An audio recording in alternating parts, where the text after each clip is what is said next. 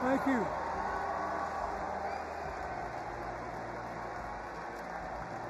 Woo. Thank you. Thank you. Whoa.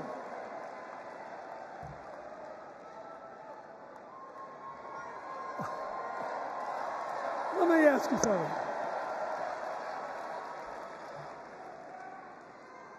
After the last 2 days, aren't you proud to be a Democrat?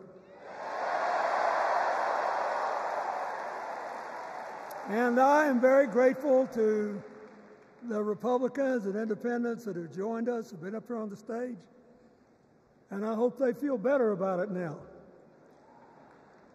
Because I've seen all these things that even I have to be reminded of from time to time when I get my spirits down. I love seeing the Obamas here. I love seeing President Biden. And I thought Hillary gave a great speech, too.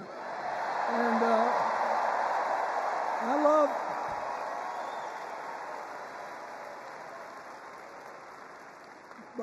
I love seeing all these young leaders. A bunch of them are coming up after me. They look better, they sound better, and they'll be exciting. I do want to say one word about President Biden. Remember, he had an improbable turn that made him president. And we were in the middle of a pandemic and an economic crash. He healed our sick and put the rest of us back to work. And he strengthened our alliances for peace and security. He stood up for Ukraine. He's trying desperately to get a ceasefire in the Middle East.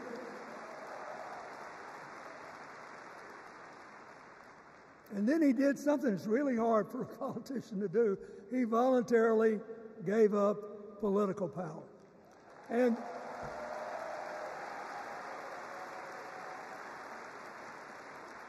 George Washington knew that, and he did it.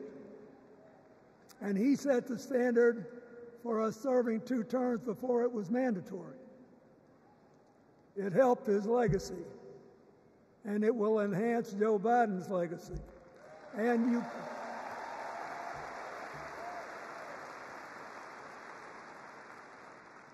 it's a stark contrast to what goes on in the other party.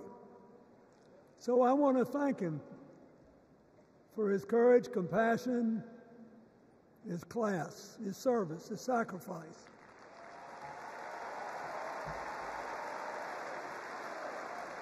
Joe Biden, thank you. And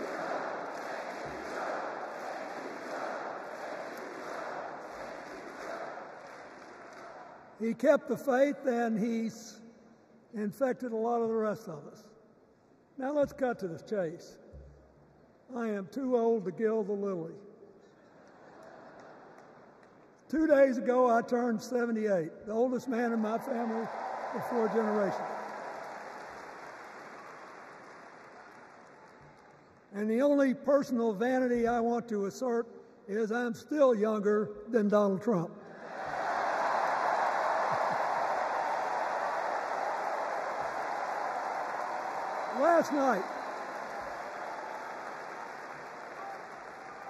Last night, in what I thought was a very moving series of episodes, we nominated Kamala Harris and Tim Walz. And just think about that. 2 leaders with all-American but still improbable life stories. It could only happen here. Their careers, after all, started in community courtrooms and classrooms. 2 leaders who spent a lifetime getting the good job done. Now, one of the things that I've noticed over my increasingly long life is that a presidential election is unique in several ways. First of all, it's the greatest job interview for the greatest job in the world. Secondly,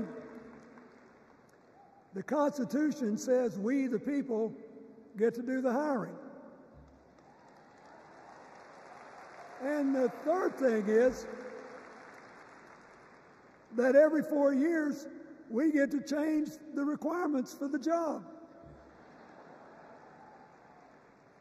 So here's what I'm thinking, because I try to apply this in every election. Will this president take us backward or forward? Will this president give our kids a brighter future? Depends. Will this president bring us together or tear us apart? Will the president increase the peace, security, and stability and freedom that we enjoy and extend it to others as we can? We, the people, we have to make a decision about these kind of questions. And every 4 years, it's a little different because the people come at the candidates, and they say, as they're saying now, here are our problems, solve them. Here are our opportunities, seize them. Here are our fears, ease them. Here are our dreams, help them come true.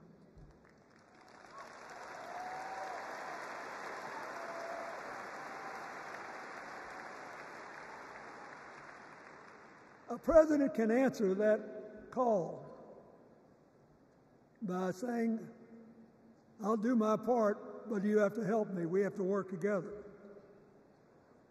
Or you can dodge what needs to be done by dividing, distracting, and diverting us. So in 2024, we got a pretty clear choice, it seems to me. Kamala Harris for the people,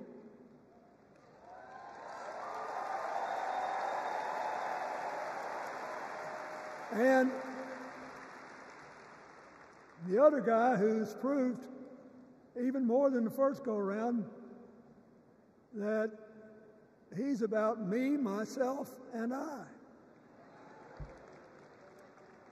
I know which one I like better for our country.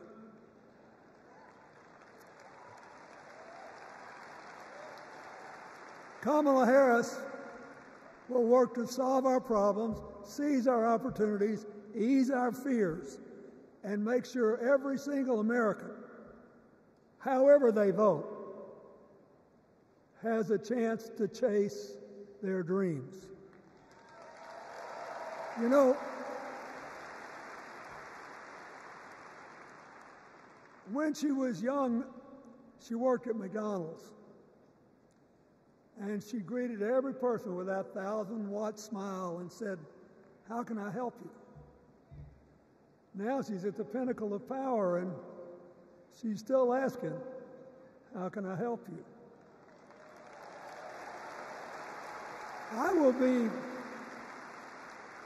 I'll be so happy when she actually enters the White House as president, because she will break my record as the president who spent the most time at McDonald's.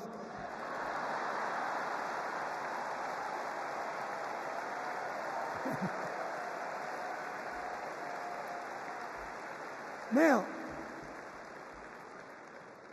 but we got an election to win. And remember, we've got a guy that's pretty good at what he does. Donald Trump has been a paragon of consistency.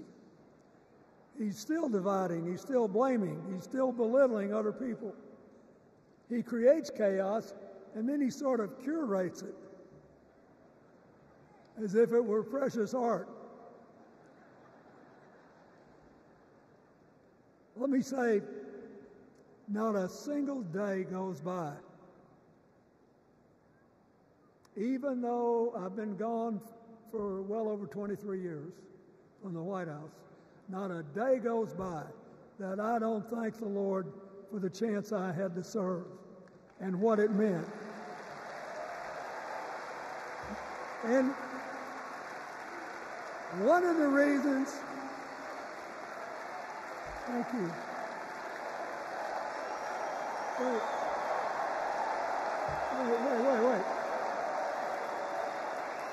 One of the reasons I love the job so much is that in the toughest times, even on the darkest days, if you tried hard enough, there was always something good you could do for somebody else. Now,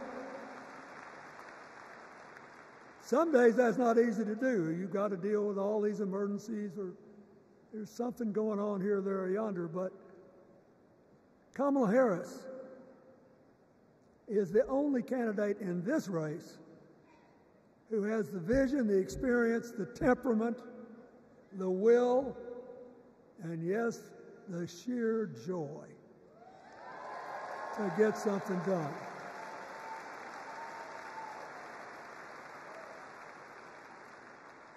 I mean, look, what does her opponent do with his voice? He mostly talks about himself, right?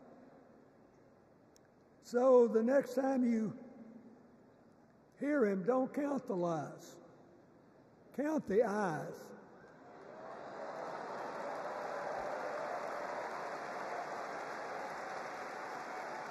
Count the eyes. His vendettas, his vengeance, his complaints, his conspiracies. He's like one of those tenors opening up before he walks out on stage, like I did, trying to get his lungs open by singing, me, me, me, me, me, me.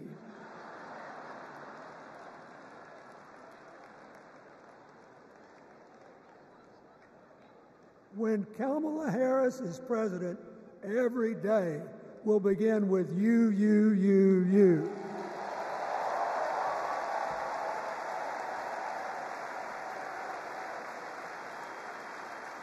So,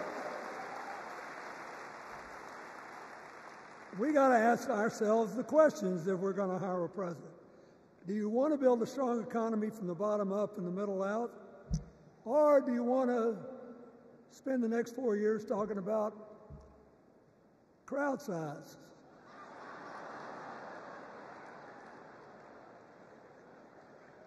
You're going to have a hard time believing this, but so help me, I triple-checked it.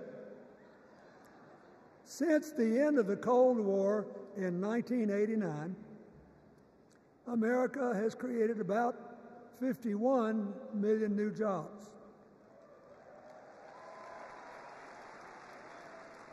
I swear I checked this 3 times. Even I couldn't believe it. What's the score?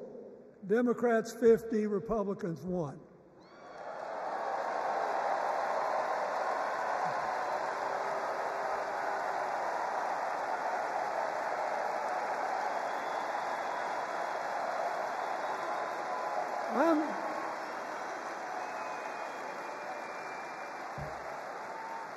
I'm glad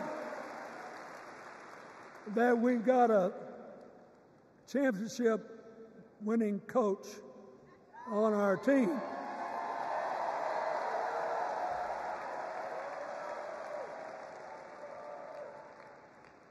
But even the most limited of us in what we know about football or any other sport knows that if you're got 50 and the other side's got 1, you're ahead.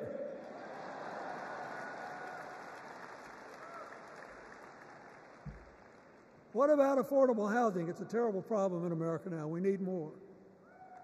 And affordable health care. That's why the Democrats put a limit on monthly payments for insulin and a $2,000 a year out-of-pocket limit. And are trying to cover more drugs by bargaining for prices. We need more financing for small businesses. We need still to strengthen our alliances. I almost croaked in the first debate of this election season when President Trump said nobody respected America anymore like they did when he was president. Wait. And with a straight face. Look, you got to give him. He's a good actor. With a straight face, he cited as evidence of the respect that existed for us when he was there the presidents of North Korea and Russia.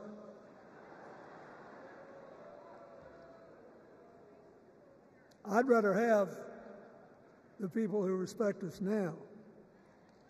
And one of the things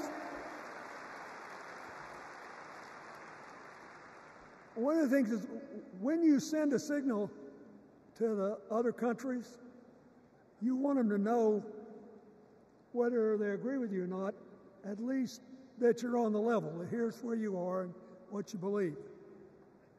What are they supposed to make to these endless tributes to the late, great Hannibal Lecter?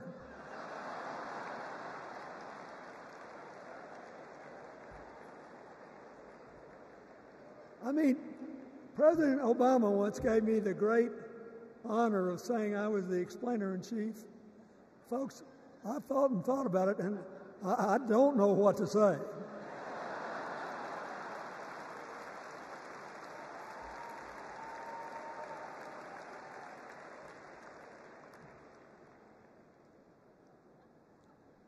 Like Hakeem Jeffries, I too want an America that's more joyful, more inclusive, more future-focused. Just think what a burden it's been on us to get up day after day after day after day, buried in meaningless hot rhetoric, when there's so many opportunities out there, so many problems that need to be solved. I want that. And that's the America Kamala Harris will lead. And she's already made her first presidential decision, and she knocked it out of the park when she asked Governor Tim Walz to be her nominee for vice president. Look,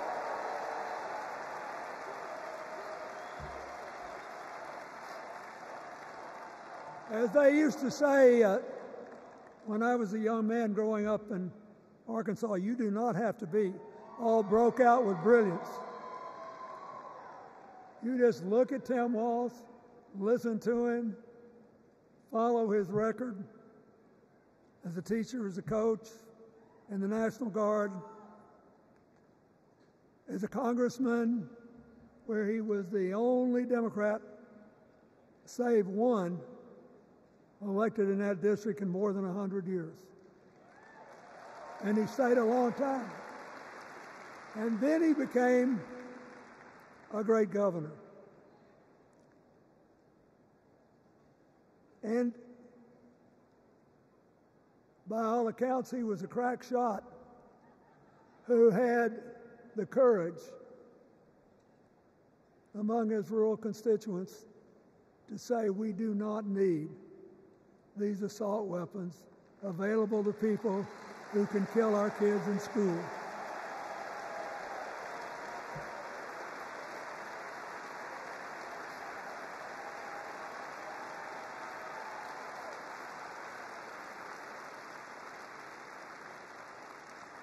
So, armed with her first decision,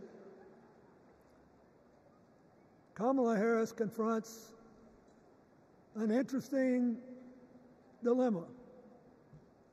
We're going to walk out of here feeling pretty good, I think. We've got energy, we are happy, we feel like a load's off our shoulders. And we know we're just being asked to fight the same fight that the forces of progress have had to fight for 250 years.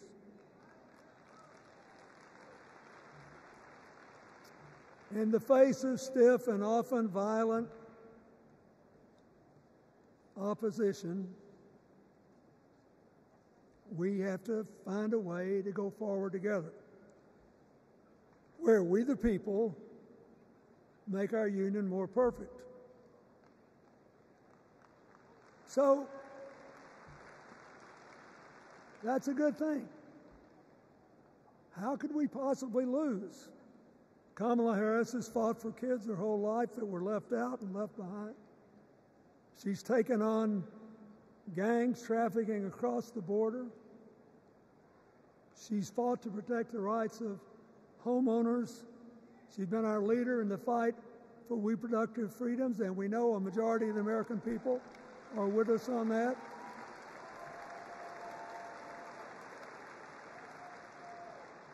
And she's gained an invaluable amount of experience as vice president, advancing our values and interests around the world. She's already said she's going to work really hard to make sure that no American working full-time lives in poverty or has to worry about their children living in poverty. She says that we got to make home ownership an achievable dream for everyone, not just a privilege. She said that and this meant a lot to me, that she would protect everybody's right to vote, whether or not they voted for her. They were citizens and they deserved the right to vote.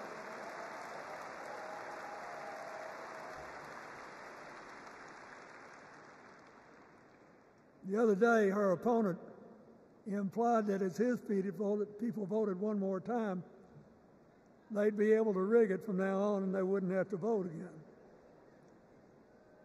You think they're kidding, but I know a lot of these folks, and most of them are really good people, but some of them think that they are bound to dominate America politically, economically, and socially, and they have to use politics to do it, and they should rig the system. I don't believe that. And so here's what I want to tell you. We've seen more than one election slip away from us when we thought it couldn't happen, when people got distracted by phony issues or overconfident. This is a brutal, tough business. I want you to be happy.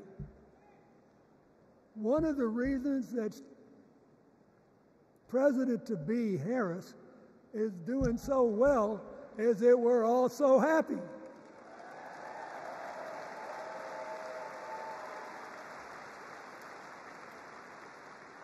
But you should never underestimate your adversary. And these people are really good at distracting us, at triggering doubt, at triggering buyer's remorse.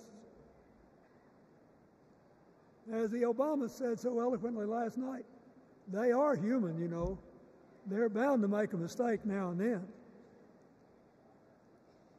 We got to be tough. And so, as somebody who spends a lot of time in small towns and rural areas in New York and Arkansas and other places, I urge you to talk to all your neighbors. I urge you to meet people where they are. I urge you not to demean them, but not to pretend you don't disagree with them if you do. Treat them with respect, just the way you'd like them to treat you.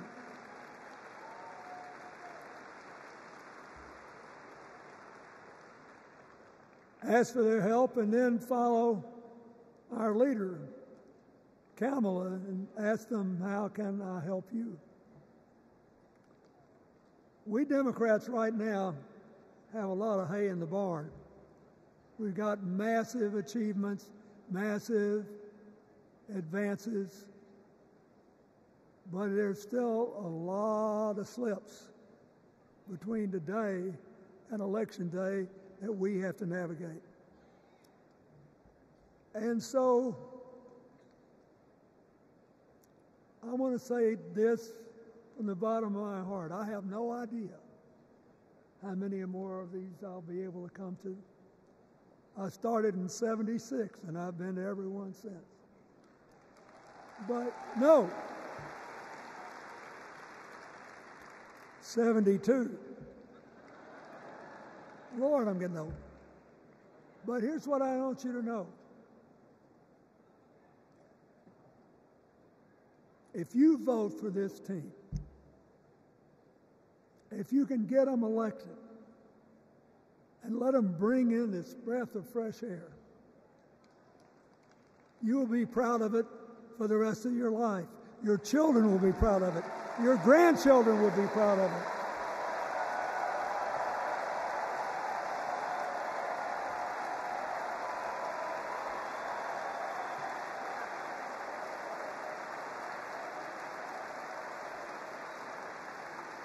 Take it from a man who once had the honor to be called in this convention the man from hope. We need Kamala Harris, the president of joy, to lead us. So,